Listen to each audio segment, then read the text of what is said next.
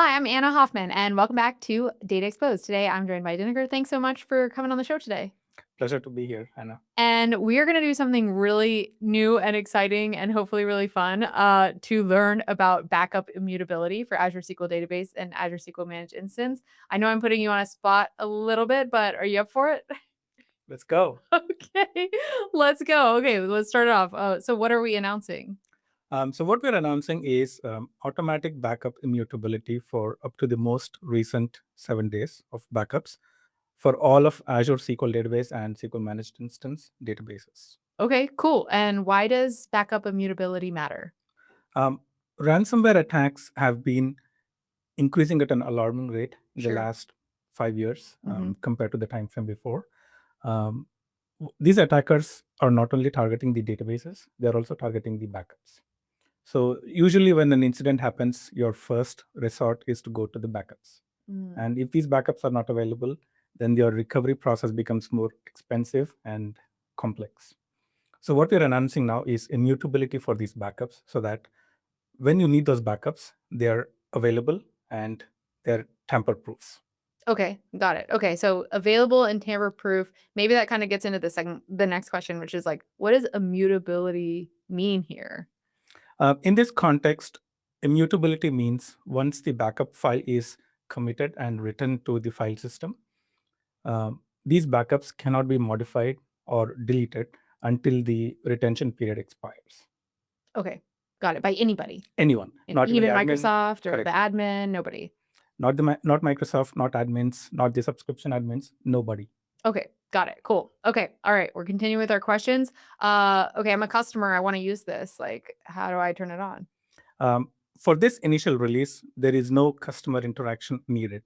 You get this benefit out of the box as a native service capability, Okay, which means there is no configuration. You don't have to go to portal or CLI enable okay, you settings. just It's get just it. there. You just get it. Am I gonna notice anything different? No, there is no change to any of your restore or backup workflows. You continue to configure your retention like you normally do today for your based on your business continuity requirements. The backups are available, and the announcement today is that they come with additional protection.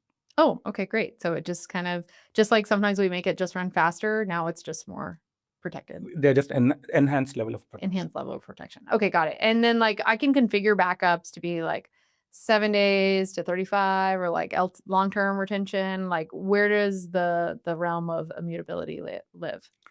So what we're announcing today is immutability up to 7 days. Okay. What that means is, by default, when you create a database today, the retention is 7 days. Okay.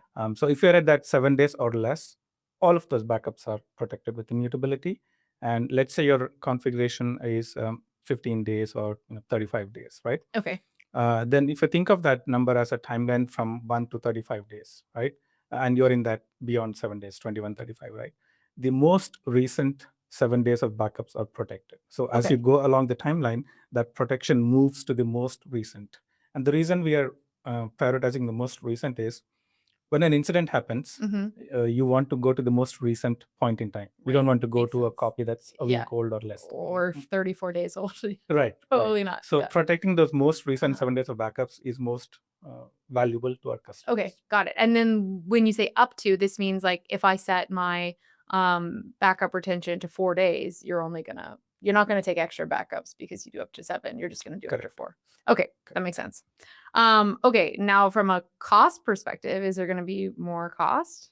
There is absolutely no additional cost Oh, for okay. using this Nice. feature. Customers just get this benefit out of the box I love it. for no cost, Yeah. additional cost. Okay, got it. So you mentioned it's available for Azure SQL. Like what exactly in Azure SQL and kind of what's the roadmap there? Um, Today, it's available for all of Azure SQL Database and Azure SQL Managed Instance databases. It is not yet available for hyperscale. Okay. Rest assured, we are actively working on enabling this for bringing this to hyperscale as well. Hyperscale has a different architecture compared to the other Right. service tiers. The backups are snapshot based. So the solution is slightly different, and we Okay. are actively working on it, and we should bring this capability to hyperscale very soon.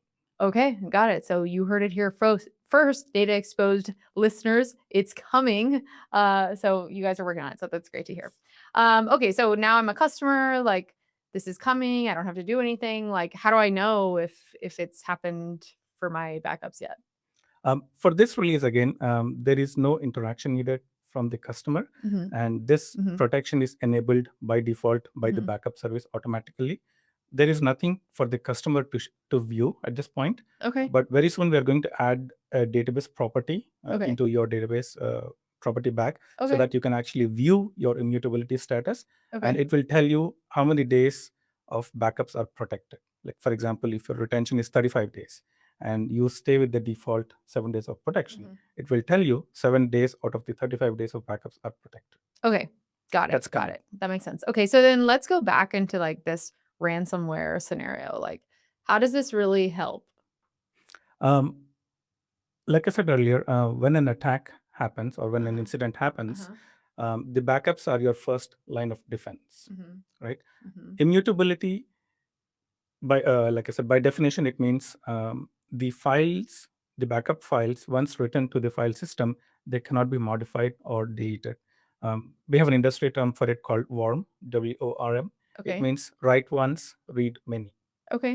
So once the files are written once, That's it. they're locked for all edits and deletes until that retention is expired. But you can always read from it. Like if you do Okay. restores, you can Okay. read from it as many times. So that's how we protect the backups from any sort of ransomware attack. Okay. Makes sense. So then, like, kind of on a similar front, like, nothing should change for restores then because it's just read many. Absolutely. Okay. Got it. And what if I delete a database or a server? That's a good question. I will answer this in two parts. Okay. First, when you delete the database, right? Today, when you create the database, you configure a retention period for your backups. Okay. Right? It can be 1 Uh-huh. to 35 days. When the database is deleted, your backups are still available for the duration of the database. And you can go and restore from those backups while the backups are still available During the retention during the period. Uh-huh. retention. That behavior is not changing, Okay. right? So you can still go and restore. Okay. It's just that now those backups are protected with immutability. The second part is when the server is deleted, right? Today, again, when the server is deleted, all the child resources like the databases, the Mhm. backups, they're all gone. Okay. That is also not changing. Okay. So you're still not protected from server deletes. Okay. But we also have a public preview feature that we announced back in April. It's called soft delete protection for your server. If you're on Azure portal on the logical server page under data management, there is something called delete protection. You want to go and enable that configuration. The accepted values are 0 to 7. 0 means hard delete. So when the server is deleted, It's everything gone. is gone. Any value from 1 to 7 means if the server is deleted, the databases are gone, but the server is available in a soft deleted state. So Okay. you can still go and recover the server, and then your backups, if they're available, they're already protected. Okay. So you can go and recover the backups. Got it. So I highly recommend configuring soft delete for your server. Okay. Got it. Yeah, makes a ton of sense. Okay. So I mean, like, it's kind of a, like you said, like, it's enhanced protection. So do you see this as like more on the compliance side or the security side, or is it kind of both? I would say it's kind of both. The immediate value is resilience, but the broader story is that it improves the customer's security, governance, and compliance posture. Okay, makes sense. Makes sense. Okay, viewers, I put Dinniker through the ringer asking, I think I asked like almost 20 questions. Thanks for being so patient. As we kind of wrap up, if you think about the viewers, like what's the biggest takeaway that they need to walk away with? The takeaway is that Azure SQL is making your backups um, is making your backups more tamper-proof, more safe, more secure, without any customer action needed. There is no additional cost. There is no configuration needed, and it is available as a native service capability out of the box. Amazing. Awesome. Thanks so much for coming on the show. Personally, I learned a ton. I really like this rapid fire question round. So maybe we'll have to do it again. To our viewers, if you like this episode, go ahead, give it a like, leave us a comment, and let us know what you think about the backup immutability that's now available, as well as this style of interview. We'll put some links in the description for you to learn more, and we hope to see you next time on Data Exposed.